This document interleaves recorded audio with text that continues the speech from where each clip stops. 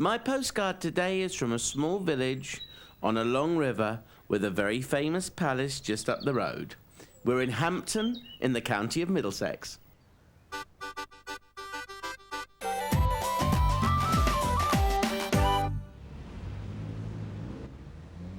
The manor of Hampton is mentioned in the Domesday Book and was acquired by the Knights Hospitallers of St John of Jerusalem in 1236 until Thomas Wolsey leased it in 1514 and pulled down the previous manor house to build his palace, situated about a mile upstream. But it is to the River Thames that we are heading first, as this is the reason the village is here in the first place. Well, I'm going to follow in the footsteps of Julius Caesar. Well, perhaps not in the footsteps because we're going on a little ferry. But when Julius Caesar came here and crossed the River Thames, he found the place treeless and dreary. What a terrible thing to say. But there's been a ferry crossing this part of the River Thames from Middlesex to Surrey since the early 1500s. And this new ferry actually began its new life back in 1996. Let's have a little go on this, shall we? And we'll go over to the banks of Surrey, West Moseley. Hello. Good morning. How you doing? What's your name? John. John. Yep. This is John. We're going to go on a little boat ride. So John, what made you actually start taking the ferry up again? It's been here since, as you said earlier, since the early 1500s, and we thought that there's, even today, still a good use for the ferry. It died out pretty much when Hurst Park Racecourse closed down, and the main traffic then stopped. But we still thought, with the traffic on Hampton Court Bridge and Walton Bridge, that people might use this as an alternative form of transport. We get a lot of people cycling down in the mornings or parking their cars in the Elmbridge car park and coming across. We get a lot of people going to work on the ferry. We've got a lot of people or children going backwards and forwards to schools and colleges on the ferry, and it's proved us right to some extent. Has it been difficult, though, to start something like this off? It's been extremely difficult. Perhaps if we'd known everything that we would have had to go through, we might have been less enthusiastic in the first place, for there's so many bodies that we've had to work with. With the council have been very supportive. The Environment Agency we've had to go through, English Heritage, Thames Water, Thames Conservancy. There's so many different organisations that we've needed various permissions from that I can understand to some extent. It's a very important ferry, and they've got to make sure that it's being run properly. How long was there not a ferry here? When was the last one? It was running very intermittently for the last sort of 10 years or so, and the previous tenants then decided that they wouldn't take up the option of another 15 years lease, which is what Richmond Council offered us. Right. Well, good luck in all you do. Thank you very much. And I'm going to step out on Surrey shore and claim it for Middlesex. Good idea.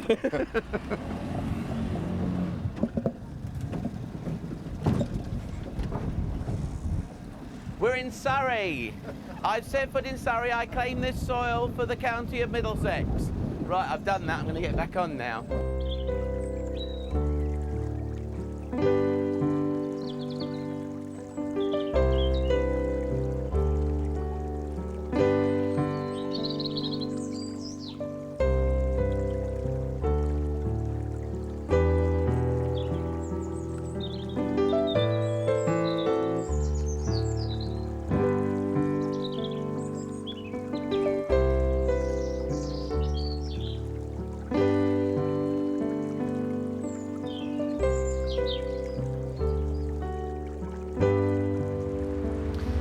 Now, this is the Church of St Mary's in Hampton, just down the road from the palace.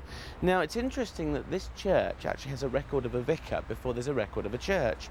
But what we do know is that St Mary's served Hampton Court Palace because the palace wasn't licensed for marriage or burials. So they ought to traipse down from the court to this church to get wed or to get buried. Now, Queen Adelaide, the wife of William IV, was a particular benefactress of this area and this church, and used to get involved in local dues and community work. Because this whole royal connection of not just Hampton Court, but spread throughout the parish of Hampton here in Middlesex. And to this day, this particular parish is actually part of Queen Elizabeth's gift.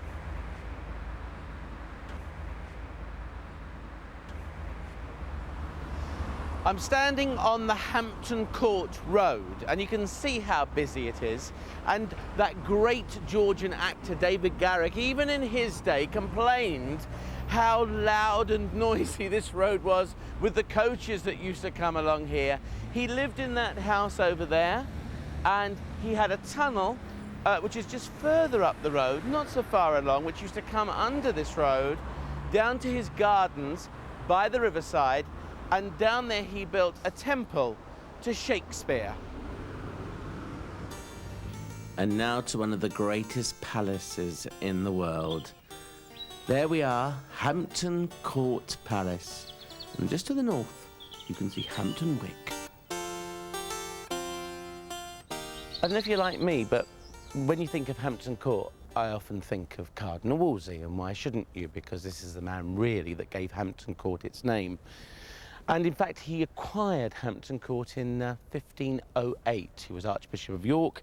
King Henry VIII had come to the throne, and he was the Chancellor to Henry. And of course, when you've got such high status, you need a place to show off, to prove to everybody that you had power. And that's why he came to Hampton Court. Around here, this base court, this huge courtyard, you've got 40 guest lodgings. Each guest would have had an inner and an outer room, and most importantly, they had their own loo. We'll go and see a little bit of Cardinal Wolsey in here, because his coat of arms still is up there.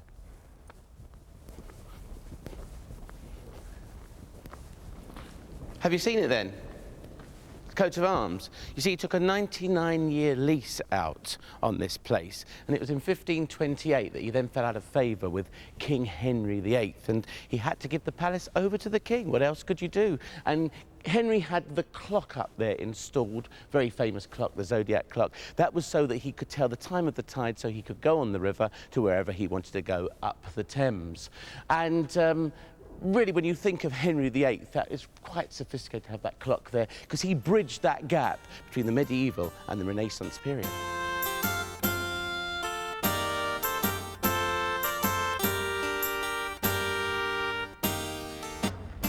Now, in 1689, William and Mary came jointly to the throne, and you can see there how the Stuart, the Baroque palace of William and Mary, is joined on to the Tudor palace of Wolsey and Henry VIII.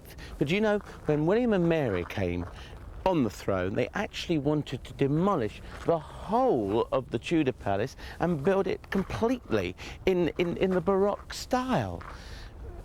Mary died. William lost all heart, and so basically, that's what you see today. And just along there, the first floor was Queen Mary's apartments, which he never saw because, of course, she wasn't around to see it.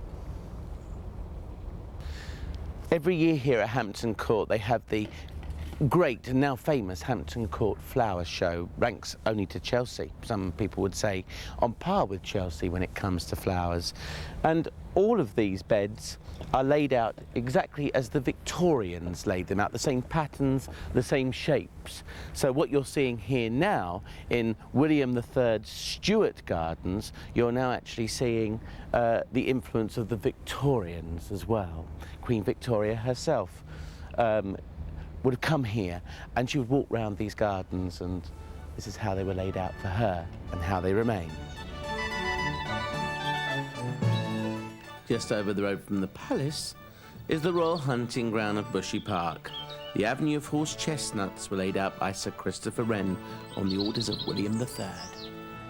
Well, I'm standing here in the middle of Bushy Park, and all of this park was a royal hunting park that belonged to Hampton Court Palace. Cardinal Wolsey got this as part of that package of land, that 99-year lease. And of course, what happened was Henry loved his sport, loved his hunting, and he would come here and do all of those things. In 1638, they built an artificial river called the Longford River. It comes out from just over there and is fed by the River Colne over in West Middlesex. And all of these waters now feed everything watery and aquatic in Hampton Court Palace. The long water, the fountains, even the drinking water, all of that came from this river here.